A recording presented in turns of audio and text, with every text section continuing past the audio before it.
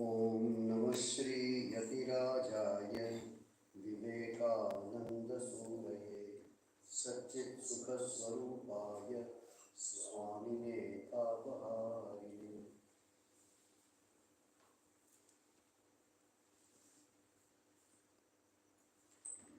There are always two aspects of practically everything. From a spiritual point of view, there are principally two ways people follow. One, the philosophical way, or the Jnana Yoga, or the way of devotion, that is Bhakti Yoga. In Bhakti Yoga, the name, the form, the emotions, the qualities of a person, these things are of more value. And when you come to philosophy, there is no person. It's about principle, truth, honestly following the truth. In science also you will find there is a classical science. They are interested in truth. They are interested to find what is the final truth. When we study the life of any great person, there are three ways of looking at. Those who are of dualistic nature, they always want to talk about the person, where he went, what he did, etc. There is another group who wants to talk about the mind or the incident. It's not the person, but how he or she would have behaved or has behaved. And the third group believes in for what principles this person did. When we talk about Swamiji in Ramakrishna order, though all the monks are called Swamiji, but when we say Swamiji, it is Swami Vivekananda, and we say Maharaj, that is Swami Brahmananda. These are the two names which are attached to these two great giants. When we study the life of Swamiji, many times people, those who study closely, not only the facts and figures were revamped, what lectures he gave, whom he met, not only that much, but it is a person. It is the mind of a person, or the person behind this apparent body. I give an incident which proves this point which I am going to say, that the person behind this appearance is the mind of a person. Swamiji came back from, after these 4 years of teaching Vedanta, and came back to India, as you know, landed at Colombo, and then went on traveling till Almora.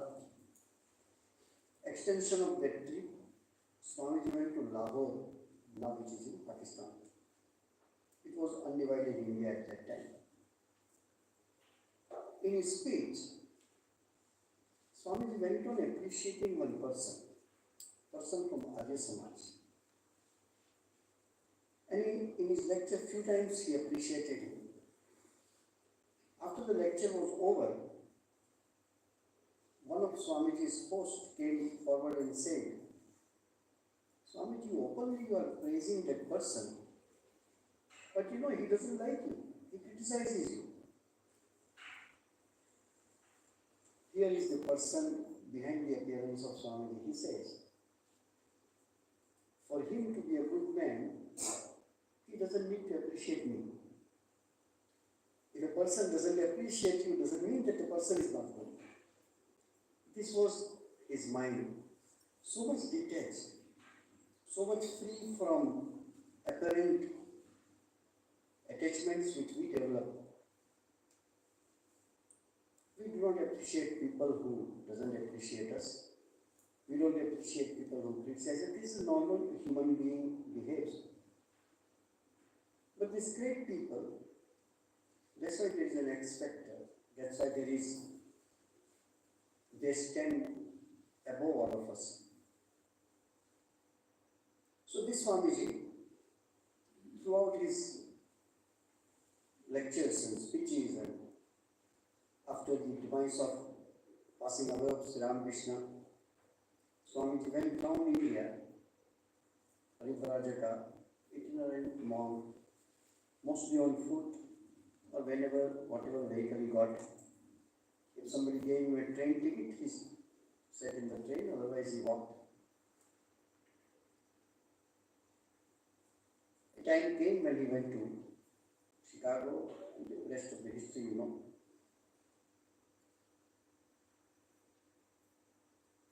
After his passing away, after Swamiji's passing away in 1902, it took 5 years for his disciples and devotees, Eastern and Western, to compile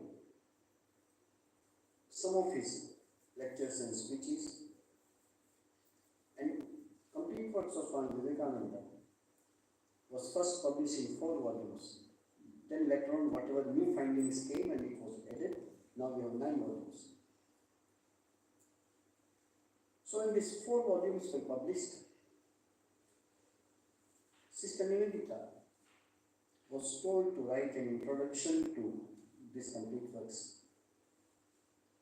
This introduction, which Sister Nivedita has written for the complete works of Swami Vivekananda, is one of her best masterpieces, second to only her book called The Master as I Saw Him. In that she writes, and that is subject matter of our today's talk. Sister Nivedita wrote, the Shastras, the Guru, and the motherland are the 3 notes that mingle themselves to form the music of the works of Swami Vivekananda. Sister Nivedita is understanding Swamiji's works. These 3 principal tunes come out of his lectures, his letters, his articles, interviews. One is Ramakrishna, the Guru. One is the scriptures, mainly Vedas or Upanishads. And a third is the motherland, India. not the geographical boundary which he loved as his motherland. It was not the political India which was occupied by British at that time. But it is which connects the scriptures with the people of India. This is not the platform for me to say more about the strength, vitality, and the life force behind this philosophy of Upanishads, which is behind everything what India does. You must see from any other aspect, and you may have difference of opinion in the way you look at it. Swamiji said once, every country has its main tool or has a main nature around which it runs. Though you will find all the aspects in that country. Some country represents only the business. Not that there is no religion, there is. But the main thought behind the country's operation is the business, the money. Some country could be military power. In that respect, India stands for spirituality. Everything becomes secondary when it comes to spirituality. It is not only worshipping in the temples and chanting some mantras, but it is the fundamental belief by practicing which you come out of this net of ignorance and be enlightened. That's the goal of life, and for that all the philosophies in India have been written and practiced. Goal is the same. Whichever way they practice. We have many shastras, we have many darshanas, we have many schools. Eventual goal is the same. Atyantika, dukkha nivritti, complete cessation of misery. If a person says, I don't have any problem in my life, that is absence of problems, but that is not cessation of misery. Paramananda Praptischa.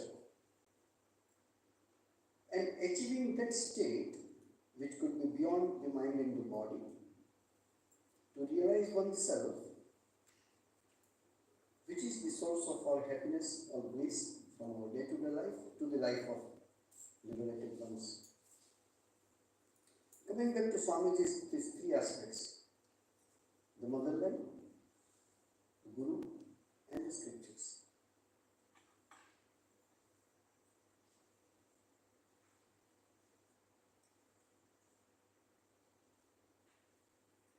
Since the southern part of India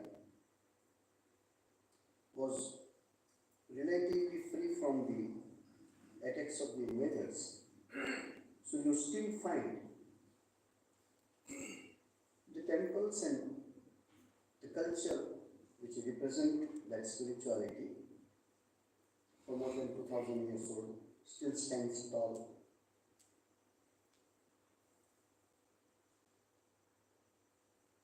The civilizations which were contemporary to India 2000 years before, hardly any of them exist today.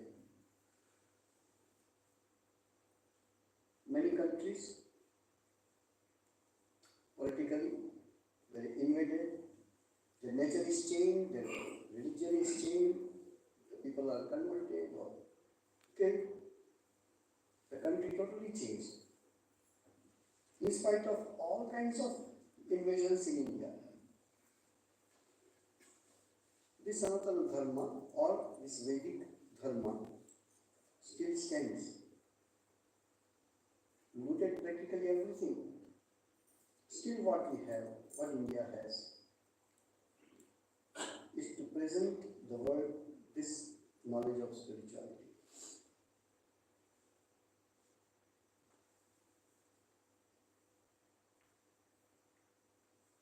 Just from very superficial study, India is the only country where 4 religions have been initiated or started in this spiritual land: the Hinduism, Buddhism, Sikhism, and Jainism.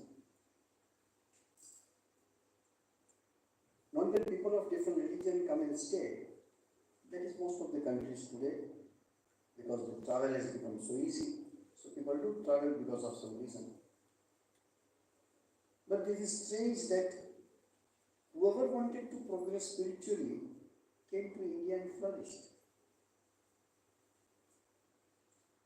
Within 500 to 600 years of birth of Jesus Christ, Christianity came to India and flourished. After the death of Prophet Muhammad, the next generation came and stayed in India and flourished. Zoroastrians were driven out of their own country.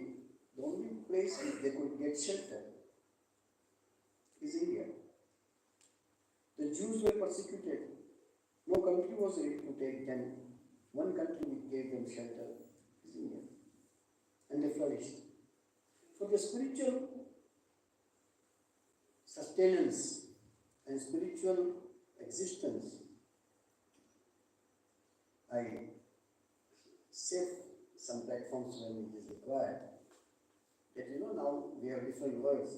Some countries become the medical hub, some become the tourism hub, some become different kinds of hubs. India unknowingly becomes spiritual hub. And people from all over the world, to practice, sustain, get advantage of this spiritual atmosphere of India, they came and stayed.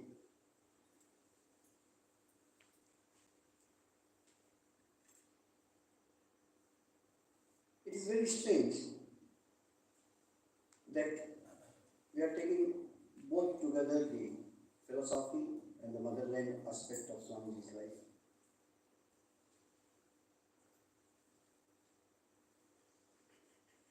The philosophy is developed, people have confusion because not all the religions believe or practice in the same way. If you do not believe in Jesus Christ, you do not believe in Bible, you can't remain a Christian. If you do not believe in Quran, if you don't believe in Prophet Muhammad, you cannot remain a Muslim. But if you believe in God or you don't believe in God, you can remain Hindu. You can be pure vegetarian, you can be non-vegetarian, still you can remain a Hindu. You can be idol worshipper, you discard and criticize idolatry, still you are a Hindu. Because the goal is not to do this or that in this world. The goal is to achieve that knowledge and be free. Whichever way your culture, your race, your place, geographical, says and prompts you to do that, your habits are similar, that can be helpful to you, rather will not become a harmful aspect to realize the truth.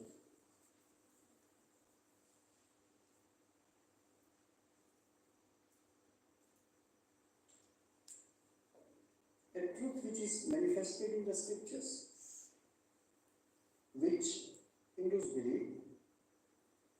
We do not trust upon any other religion or philosophy to make them believe this is there, but there is a logical conclusion which Hindus derive. There is the concept of karma and reincarnation. This is such a common thing for a Hindu to believe in karma and reincarnation that it may give little importance. But it is okay if somebody remembers the past life. All of us do not remember. That doesn't matter. So karma and reincarnation seems to be logical necessity to explain the state of affairs of our life.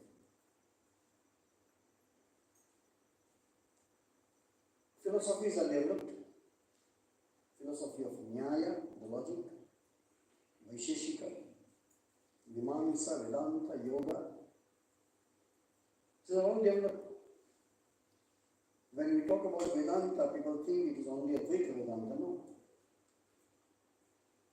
That which is propounded in Vedas as a philosophy, which could be interpretation of Vedas, are all Vedanta. Our great Swami Vivekananda has written beautifully called Bhakti Schools of Vedanta. They also believe in Vedas. They also believe in Vedanta.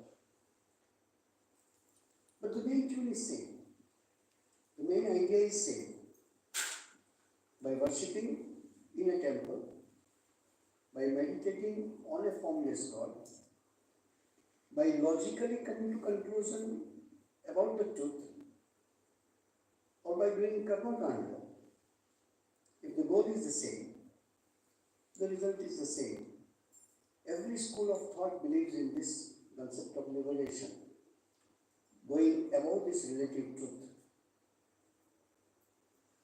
Today, a sane, logical, minded person echoes the same. Swamiji is saying in one of his lectures, so far as there is something called death in this world, even an atheist is bound to ask this question, whether what I am seeing around me is real or not. Swamiji uses this philosophy which is,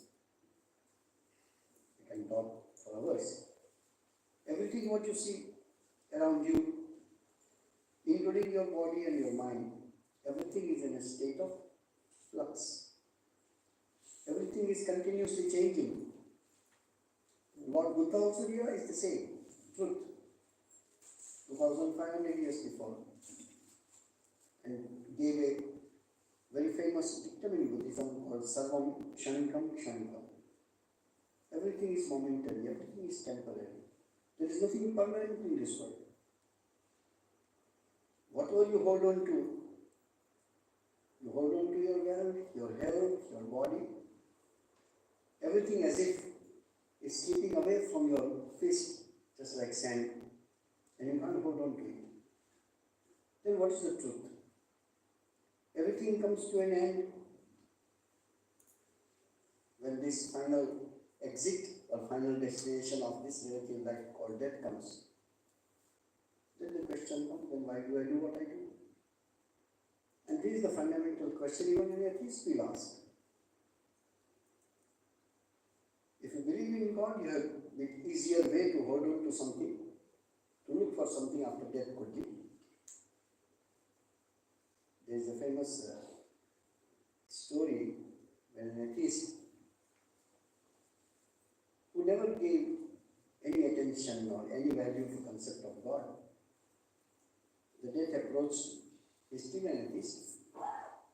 So people say, now it is pray to God. So he said, but I don't believe in God. So he derived a prayer, oh God, if you exist, then hear my prayer. I don't believe you exist, but if you exist, you hear my prayer. Idea is even an atheist thinks this and accepts this scientific truth that everything is in a state of flux. We all were born as a child and we are growing old.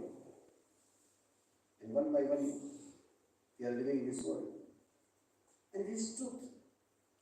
Whether you are atheist or believer in God or believer in any religion, this truth haunts you. You are not free from this. Whether you believe there is a life after death or not,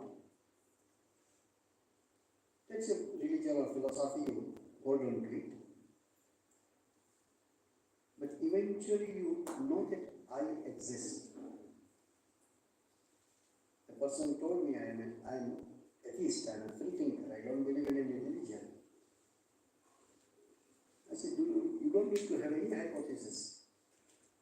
Only one, if you accept, you are eligible to practice spirituality. What is that? Do you think you exist? Nobody can say, I do not exist. Find out your existence. What you exist as. So, Swamiji, throughout his lectures, in different lectures on philosophies, he talked about many lectures he gave about the culture of India. But most of his lectures are on Vedanta. Some of you who came in the morning, we chanted the first one chapter of Kathopanishad. This Kathopanishad was very dear to Swami Vivekananda. That's why we chanted. If you have time, just go through that chapter and read the translation. The whole philosophy is there. A young boy, Nachiketa, for somehow lands up in front of Yama, the god of death. And the story goes that he was told to ask 3 boons because he had to wait for 3 days in front of the house of Yama. First 2 boons are one for his father's welfare, second is about the Karmakanda. But the third question, when Nachiketa asked, Yama could not believe that this young boy can ask this question. This book, which will be elevating bhajans today, see in the third part, Yayam prete vichikitsa manushe astiti eke nayam astiti vichayate.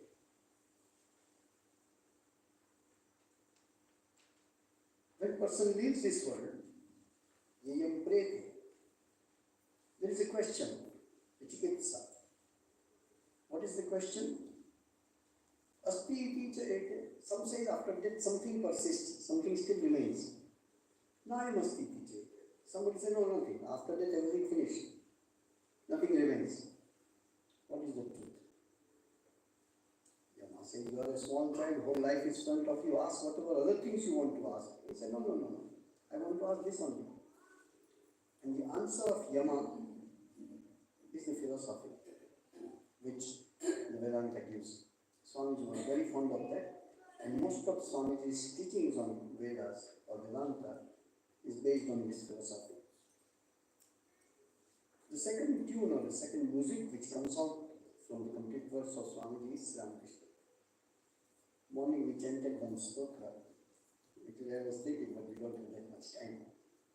We sang one stotra in the morning, Achandara Pratihataraya, in the morning. Go to the 4th sloka in that. Advaya Tattva Samahina. This 4 lines, according to Swamiji, is practically the essence and full explanation of Sri Ramakrishna's life and Sri Ramakrishna's philosophy. Advaya Tattva Samahina Chitta. One whose mind is always fixed in non-dual Brahman. Rojjvala Bhakti Patavrita Vrittam. But it is covered with devotion. So if you read the Gospel of Sri Ramakrishna, you find Sri Ramakrishna singing bhajans and dancing sometimes with the devotees and going into trance and samadhi in the name of God, as if he is covered with devotion. Karma Kalevaram Adbhuta Cheshta. This effort, this cheshta, which Ramakrishna's life we can see, is strange. When he was not even able to turn in his bed, he was so weak. At that time he says, even for the benefit of one person, if I have to come 100 times, I will come.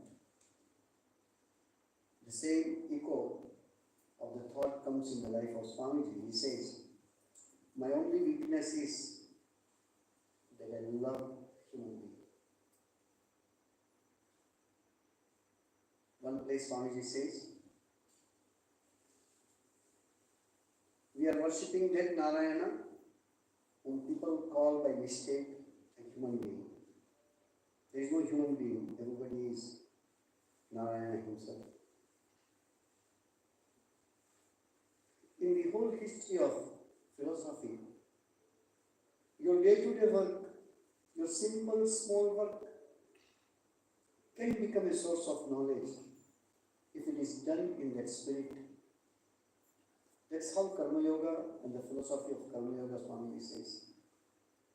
Other day, one young girl, she asked me, what books you recommend? Who am I to recommend any book? But read Karma Yoga of Swamiji first. If that doesn't change you, nothing can change you. You don't need to go away from where you are. Just turn the attitude behind what you do.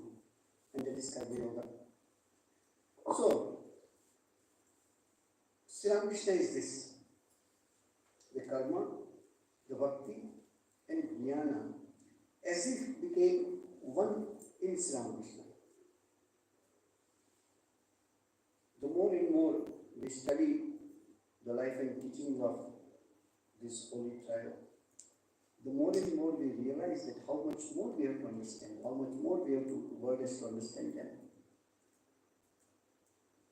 Earlier, sometimes I have told, we had a great scholar, gentleman, professor. He wrote 7 volumes of Swami Vivekananda in contemporary India and Bengal. All the 7 volumes are given Academy Award. I was fortunate to spend a few days with him when I joined his order. So I told how fortunate you are that you have closely studied the life of Swamiji. And he told me, after writing, after spending the major part of my life in doing research about Swami Vivekananda, I don't even think that I have come a step closer to Swamiji. He is so big, he is so infinite. We have still to understand this personality. The more we study him, more we come closer to him and understand. So, putting all 3 together, the idea behind this philosophy of following any path and walking towards that supreme goal which is called liberation. If you study from that point of view, if you see from that point of view, all that you find in religion, you need to connect with that goal. When you leave the main point and talk here and there, and then all the think of politics and things will come into picture. So, philosophy of Vedanta, preached by Swamiji everywhere. He says, what is the use of reading Upanishads? Swamiji says, all the wrong idea about your religious life will go away. All the superstitions will go away. Superstition, don't take in a very shallow meaning of superstition, but all the wrong understanding about religion will go away if you read Upanishads, if you read the knowledge part of Vedas which is called Upanishad. That's why whenever we talk about the scriptures only. Swamiji also taught about Bhagavad Gita and Upanishad mainly in all his lectures. So, to purify the thoughts, to be free from wrong ideas of religion, to be able to give proper place in our life, all that is religion and spiritual. It is such a tough, deep, fine thinking that there are chances of you losing the way. So very consciously, in a very scholastic way, the word one Swami used when teaching us, he says, you have to study the scriptures in the light of the life and teachings of Sri Ramakrishna. One word about Swamiji's word about Sri Ramakrishna, then we can close. Someone asked, what is Sri Ramakrishna according to you? Swamiji was told to write the life of Sri Ramakrishna. He said, no, I won't be able to write. Not that he did not know how to write. But this is the mind of the people. I don't know, just to understand that spirit when Swamiji denies that he will not be able to write the life of Sri Ramakrishna. I remember the great Swami of our order, the 9th President, Swami Madhavananda, who was, when this temple was consecrated, he was one of the Swamis present, Swami Madhavananda. Swami Madhavananda in the later period of his life used to say, I can't give lectures. And there's no Swamiji. He himself was a great scholar. He said, before I start speaking, the conclusion comes in front of me and I cannot go back to the details. That is the reason, could be, that Swamiji declined for writing the life of Sri Ramakrishna. But he says, Sri Ramakrishna for me was, these Swamiji's words, he said he was Love personified. As a person, Sri Ramakrishna, full of love for every being. A person is not worried about his or her future, Sri Ramakrishna is more worried about.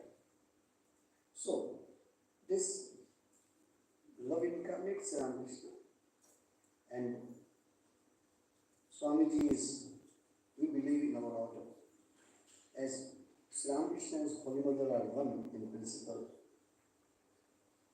Holy Mother is saying that where Swamiji is not being worshipped or being importance to, Sri Ramakrishna doesn't accept that worship.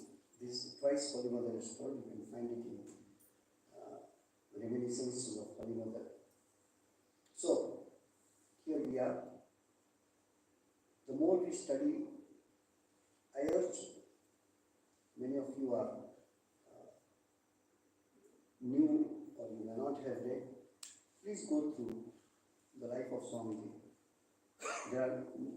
Short life is okay, you can get simple information. But you can read the life of Swamiji by Eastern and Western disciples, which are in 2 volumes. Initially, you may feel that his devotees and disciples are exaggerating him, putting him on a very high pedestal. Bear with them, because you are reading Swami Vivekananda and they stayed with Swami Vivekananda. So, of course, their opinion and their observation will be more closer to the personality than what we think of.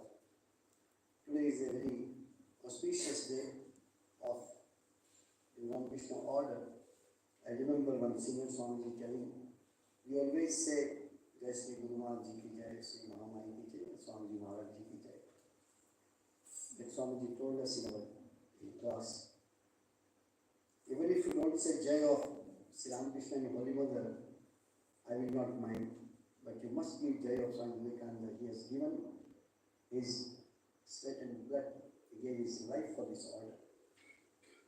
Whatever today we are, is because of him. Though he says whatever he is because of Sri Ramakrishna. But if you see this order, Swami Vivekananda is everywhere. Swami Gambhirananda has written a book called The History of Ramakrishna Math and Ramakrishna Mission. In that, Swami Gambhirananda says, the effect of Swami Vivekananda is so big on this order that sometimes we miss in understanding the contribution of other disciples of Sri Ramakrishna. So, Swamiji is like a blazing sun, and everything what you say, the logo of Ramakrishna Mission designed by him, the temple in general, what you see, the very basic concept was given by Swamiji. The life we lead, there was no monastic order, not there, that many, even today, who has taken up service, seva, karma yoga, as a part of their life. when Ramakrishna Mission started this work of seva, hospitals and dispensaries, we were discarded by the traditional monastic orders that this is absolutely wrong. Sannyasis have left everything. They are not supposed to go back and serve the poor people and all that. But today, all the traditional monastic orders, though they may not be able to practice as we do, but principally they have agreed that this karma yoga or seva yoga is the contribution of Swami Vivekananda, that it connects with philosophy and that makes our life blessed.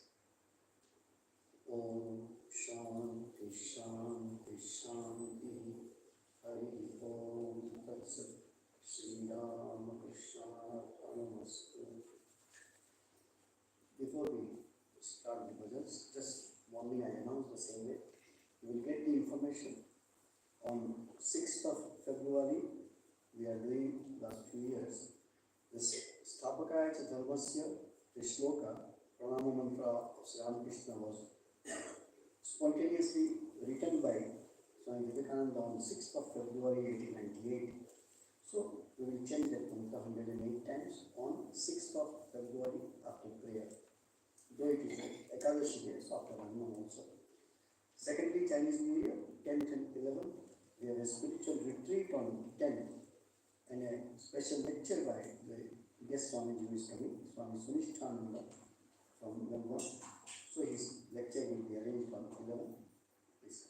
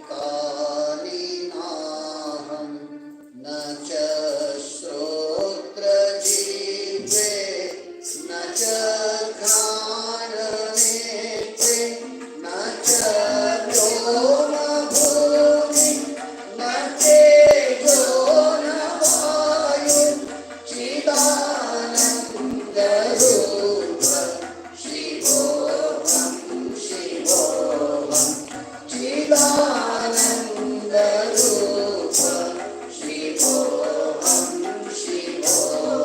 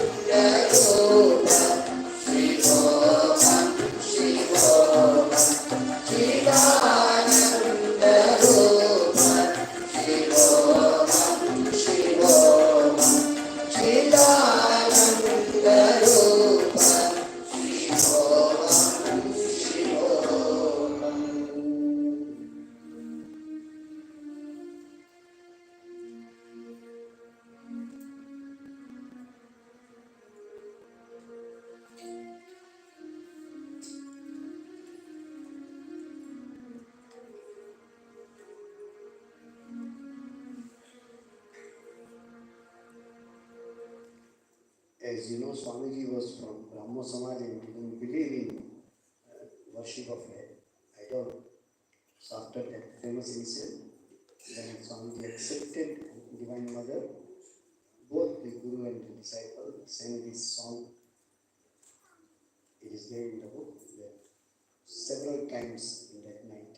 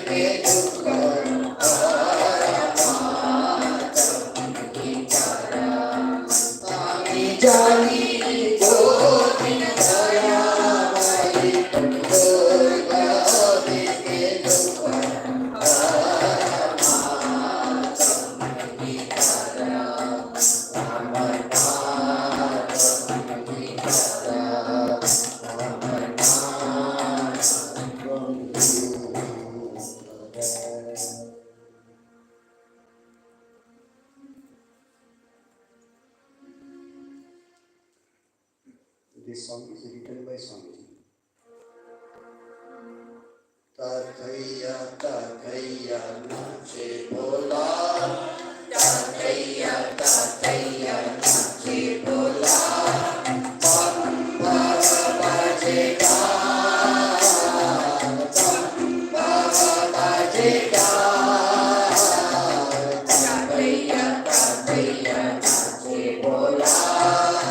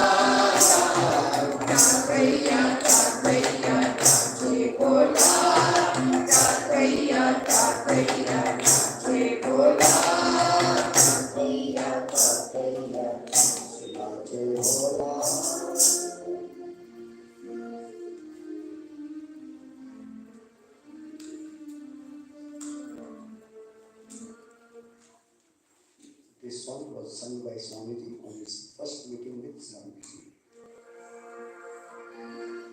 मान चलो निज के काने, मान चलो निज के काने, संसार विदेश विदेश विदेश ग्रामों में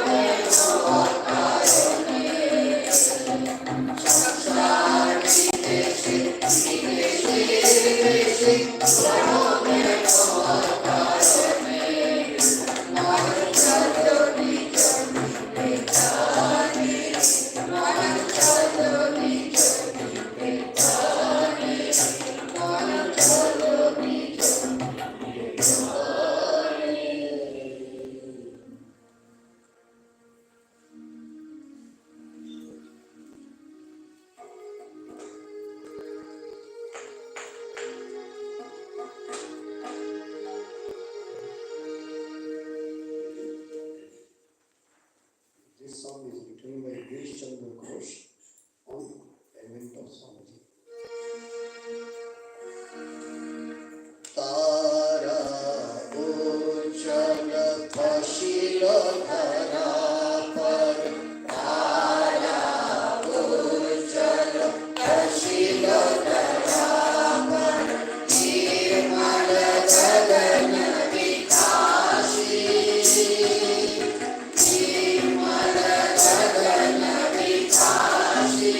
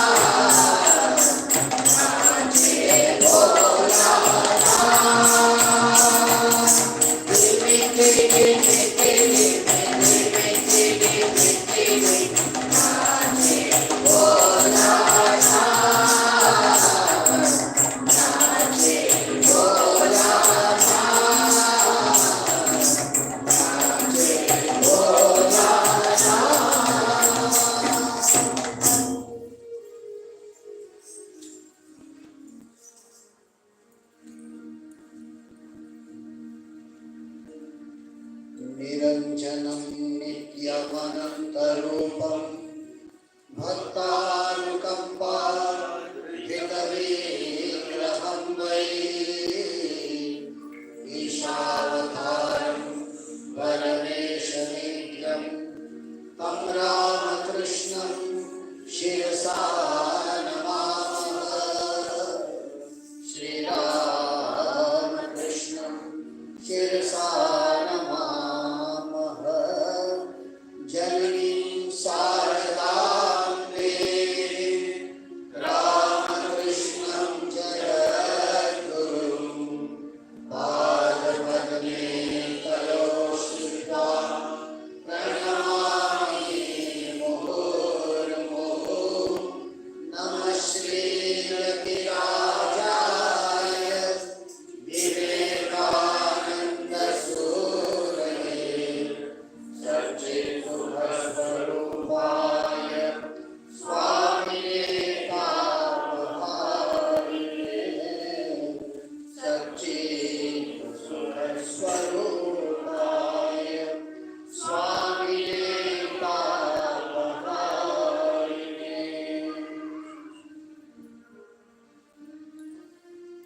जय श्री गुरु महाराज जी की